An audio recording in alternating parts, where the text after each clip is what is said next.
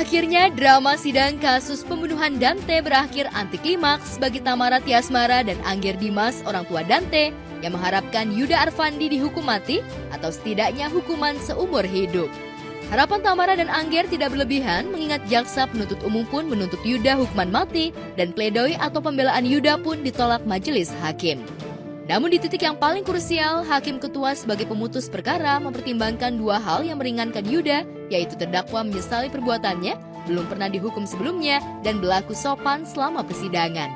Lantas, bagaimana perasaan Tamara saat melihat pembunuh Dante hanya dihukum 20 tahun penjara?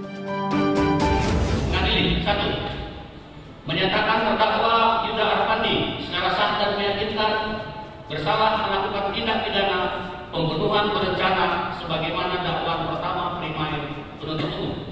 2. Menjatuhkan pidana terhadap terdakwa Yuda Arfandi oleh karena itu dengan pidana penjara selama 20 tahun, membebankan kepada terdakwa untuk membayar biaya perkara sejumlah Rp5.000. Pasti aku sangat berterima kasih sekali. Pertama untuk tim kuasa hukum aku yang dari awal membantu, manajer aku, Kalia, Mama, keluarga, semua sahabat, dan tim jaksa penuntut umum yang sangat sudah bekerja keras, majelis hakim. Aku sangat mengapresiasi itu semua. Sebenarnya dengan hukuman apapun, itu semua nggak bisa ngebalikin nyawanya Dante kan sebenarnya. Ya, dengan hukuman 20 tahun, gimana ya? Sebenarnya dengan 20 tahun itu tidak sebanding sama yang aku rasain sebenarnya. Nggak puas sih. Yang hakim satunya kan punya pendapat kan beda kan? Hakim satunya pendapat ya memang itu harus dapat seumur hidup. Maksud saya setuju banget sama hakim yang tadi, hakim yang kedua itu. Pengen sih memang lah, harus lah. Atau minimal seumur hidup lah. Mau pulang ya, mau pulang. Tamara itu dia stres mbak, seorang ibu gimana sih perasaannya? Saya cuma cewek, orang-orang gimana seperti itu biar sebanding. Ya, tangis Tamara pecah di ruang sidang. Kekecewaan pun terlihat jelas di wajah Ristia Aryuni, ibunda Tamara. Sementara Angger Dimas yang beberapa waktu lalu nyaris berkelahi di luar sidang dengan Ivan, adik Yuda, tak hadir dalam sidang putusan itu. Pada prinsipnya sih kita menghormati ya putusan hakim, tapi kalau kita melihat ya perasaan Tamara, keluarga, dan juga keadilan untuk Dante itu sendiri, mestinya bisa lebih dari itu. Tapi balik lagi kita mengapresiasi sih. Seluruh keluarga mau diskusi dulu sih. Dan kita akan berjuang terus untuk mendapatkan keadilan. Perjuangan Tamara dan Angger Dimas untuk memperoleh keadilan atas kematian Raden Khalif Pramudityo Andante, putra sematawayang mereka, harus berakhir dengan kekecewaan. Sementara itu, tim jaksa penuntut umum juga mengungkapkan kekecewaan mereka atas putusan hakim ketua. Lantas apakah pihak Tamara dan JPU akan mengajukan banding? Kok kehilangan anak aku? Ternyata hakim menuntut itu 20 tahun. Tapi kan ini belum selesai ya, masih ada banding ya. Aku masih percaya kalau majelis hakim adalah wakil Tuhan di dunia. Nggak ada yang pantas untuk dia sebenarnya. Sampai untuk 20 tahun dan dia minta banding, agak gimana ya untuk aku ya. Jadi ya udah, sekarang kita terima dulu apa maunya dia untuk banding. Oke, nggak apa-apa kalau itu dia mau banding. Mungkin dia tidak pernah merasakan hancurnya jadi aku seperti apa. Sekarang gara-gara anak yang gara-gara siapa? Gak cuma 20 tahun dihukumnya sebanding. Belum lagi nanti ada remisi apa lagi, apa kayak gitu sih. Kasus kematian Dante sempat mencetak viral dan menjadi isu nasional karena Yuda menerapkan modus melatih renang untuk menghabisi nyawa Dante yang notabene adalah buah hati kekasihnya sendiri. Makam Dante sempat dibongkar untuk autopsi jenazah pada 6 Februari, disusul penangkapan Yuda di rumah kontrakannya di kawasan Jakarta Timur pada 9 Februari 2024. Dari hasil BAP dan persidangan, Yuda terbukti berusaha mengakses CCTV di sekitar kolam renang sebelum mengajak Yuda dan putrinya latihan berenang di kolam renang dewasa. Di kolam renang itulah pada 27 Januari 2024 silam, masa depan dan hidup Dante dihabisi Yuda. Dan yang membuat netizen ikut sedih berjamaah, Yuda divonis 20 tahun penjara, seperti halnya Jessica Kumala Wongso, pembunuh Wayan Mirna Salihin, yang divonis 20 tahun penjara. Publik dan netizen pun khawatir Yuda bakal sukses mengikuti jejak Jessica yang bebas bersyarat setelah 8 tahun menjalani hukuman. Aku tetap menghargai apapun itu keputusannya karena aku tidak mau ada kegaduhan atau apapun. Karena hukuman apapun itu tidak bisa mengembalikan nyawanya Dante. Jadi gimana ya? Ya buat aku sangat berat, tapi ya udah aku terima. Kita sekarang ikutin aja prosesnya gimana. Yang penting mohon doanya terus untuk semuanya. Mungkin saya tekankan di sini bahwa kejahatan pada anak, ya, kekerasan, kejahatan pada anak, apapun itu adalah kejahatan yang luar biasa. Itu yang harus disadari gitu. Dan anak itu kan tidak bisa membela dirinya ya gitu, tidak bisa melawan, tidak bisa apa. Jadi memang sepatutnya memang seorang anak itu dilindungi.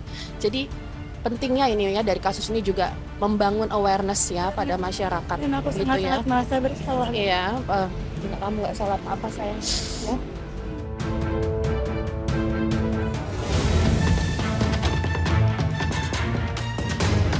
Di Pengadilan Negeri Cibinong Bogor, sidang kasus KDRT menahbiskan Armor Toreador sebagai terdakwa kembali digelar.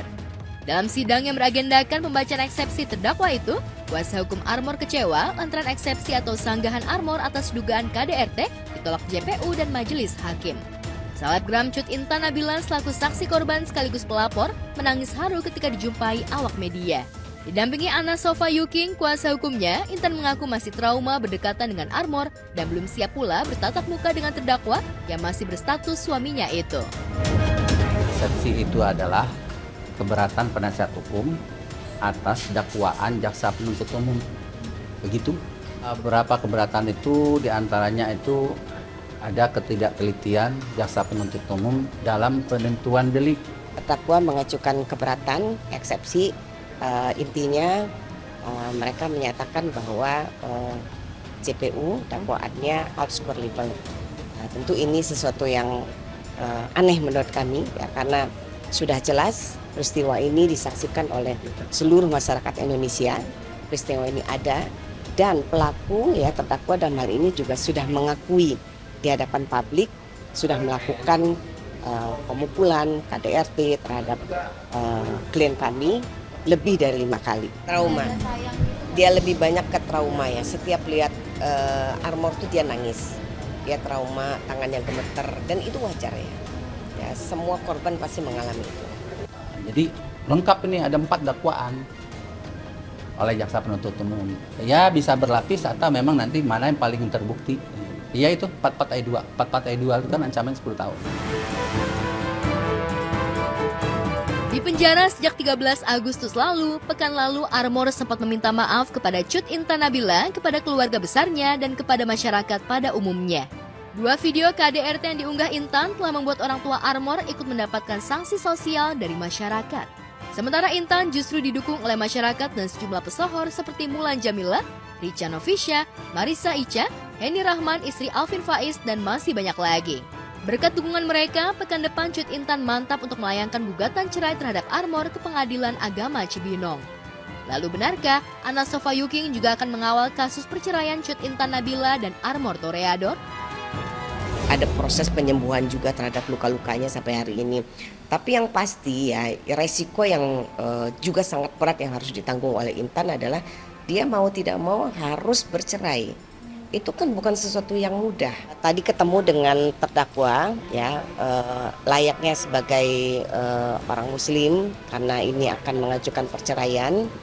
Intan pamit baik-baik ke Armor bahwa dia akan mengajukan perceraian ya. Lalu, 3 orang anak 5 tahun bareng-bareng, walaupun mungkin gimana ya, jadi nggak mau bingung ngejelasin ya gimana, cuman ya sedih sih.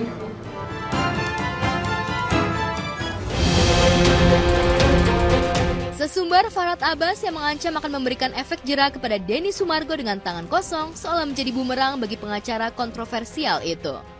Rupanya tidak semua orang takut dengan ancaman Farhad dan berani menantang Farhad di kandangnya sendiri. Seperti Senin lalu, Densu berani menyatroni rumah Farhad di kawasan Kemang, Jakarta Selatan untuk menantang Farhad bersikap seperti laki-laki sejati yang omongannya bisa dipegang bukan asal bunyi. Alih-alih meladeni tantangan balik Densu, nyali Farhad justru ciut. Mantan suami Nia Daniati itu mendadak rapuh seperti gelas-gelas kaca yang mudah pecah.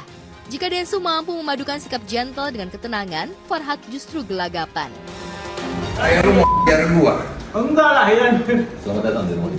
Katanya lu biar gua. Dan sudah klarifikasi. Lu kan orang pinter ya. Masa begituan lu bisa makan? Sering, Bang. Ya maksudnya wartawan dengan strateginya masa bisa makan. Lu kan orang pinter. Nah, jadi saya berpikir begitu aja. Baru kedua, ya saya pikir tadi dia katakan ada pengertian yang lain. Ya udah saya pikir. Katanya lu pinter gimana? Lu pikir. Ya tapi menurut Pak Denny itu apa? Ya saya punya banyak konotasi. Konotasi saya pertama itu bisa kalau dalam bahasa Korea artinya keren, hebat. Ya. Jadi masalahnya begini, saya kan saya tulis komentar di situ artinya saya tidak setuju. Itu poin saya. Karena kita merasa dibilang kita juga ada emosi. Makanya saya datang ke sini. Kalau kau merasa tersinggung, saya siapkan diriku kau. Ternyata kepercayaan diri Farhad auto anjlok oleh keberanian dan ketegasan Densu. Padahal beberapa jam sebelumnya saat menggelar konferensi pers terkait kasus Agus Salim kliennya dengan Pratiwi Novianti, Farhad masih petantang-petenteng menyepelekan Densu. Namun saat bertemu muka dengan Densu, Farhad terlihat mati kutu. Lantas seperti apa analisa pakar mikroekspresi terkait bahasa tubuh Farhad saat disatroni Densu? Itu hukum jamin rakyat. Jadi kalau kita bilang PKI dia pembela kaum lemah. Ya. Saya nggak kepikiran menonjok muka, itu memang betul. Saya udah jelasin berkali-kali. Kalau begitu saya pulang. Salaman dong, ya. Tidak perlu salam. Saya pikir gini loh. Siapa yang berani sama Denny Sumargo? Banyak yang berani termasuk lu kan. Jadi hari ini gue klarifikasi sama lu, gue datang langsung, gue fair ke orangnya. Gue bukan orang yang suka main kekerasan bro. Tapi kalau gue ditantang, sirin apa ceh. Mas Denny dan dengan posisinya itu, Mas Farhad kan berusaha untuk take back off gitu. Jadi kalau saya ngelihatnya di sini lebih Mas Farhad agak apa ya? Kalau state-nya itu lebih ke afraid gitu ya. Karena dia bisa jadi tidak menyangka satu kedatangan yang itu, dan kedua juga belum siap dengan apa yang kemudian jadi concern-concernnya gitu. Selain cemas dan ketakutan, pakar mikroekspresi juga mendeteksi aura dalam wajah Farhad yang sepanjang pertemuan berusaha menghindari tatapan Densu. Kalau dari titik sini kan memang terlihat dia tidak merasa cukup nyaman. Beberapa kali dia ambil posisi, berubah posisi, duduk, benerin kacamata. Jadi banyak gerakan-gerakan yang nunjukin kalau dia emang. Sementara Mas Denny kan kakinya posisi duduk maju ke depan, kemudian nunjuk ini, gerakan-gerakan dia nunjuk ini, kata-katanya, terus kemudian kalau Mas Denny kan ngomong langsung ke si Mas Farhadnya ya, sementara Mas Farhadnya kan cenderung kalau bicara dia tidak menatap langsung ke Mas Denny. Berdalih membela kaum tertindas yaitu Agus kliennya, Farhad sempat sesumbar akan melaporkan Densu ke pihak berwajib. Farhad geram lantaran postingannya tentang mediasi Agus dan Novi yang gagal dikomentari Densu dengan bahasa Korea yang dianggap Farhad sebagai penghinaan. Namun Densu punya alasan kuat mengapa ia berkomentar demikian. Sebagai juru damai Novi dan Agus terkait polemik donasi Agus senilai 1,5 miliar, Densu terang-terangan mendesak Farhad dan Agus untuk mencabut laporan polisi. Alasan Agus dan Farhad bahwa Novi telah memfitnah dan mencemarkan nama baik Agus di media sosial, dianggap Densu hanya permainan kata untuk merebut sisa uang donasi yang ada di rekening yayasan milik Novi. Lantas bagaimana komentar Agus ketika pengacara yang dibanggakannya itu tak berkutik di depan Densu? Itu semuanya saya serahkan ke Pak Farhad sih kalau masalah kayak gitu sih. Kalau aku pribadi sih lebih hak dia ya, dia mau bicara apa, karena kita punya hak masing-masing dalam memberikan statement. Kalau saya nggak mau panjang lebar, intinya yang saya ucapkan adalah berupa fakta.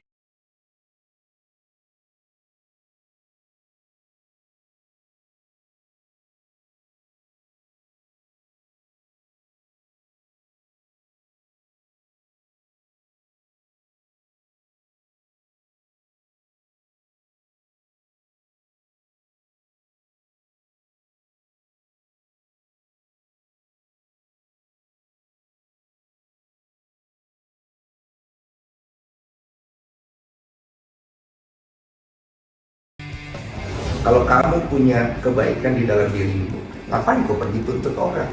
Orang yang sudah bantu orang lain maupun landasan kemanusiaan, cari perdamaian, bukan pergi tuntut.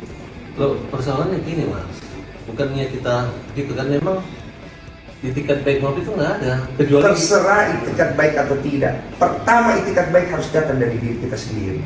kalau saya sih welcome aja. Terserah. Ketika Mas Dini bilang mediasi, saya mau mediasi. Betul, tapi sekarang kan kalau udah kayak begini bagaimana? Pas Farhad mau selesaikan?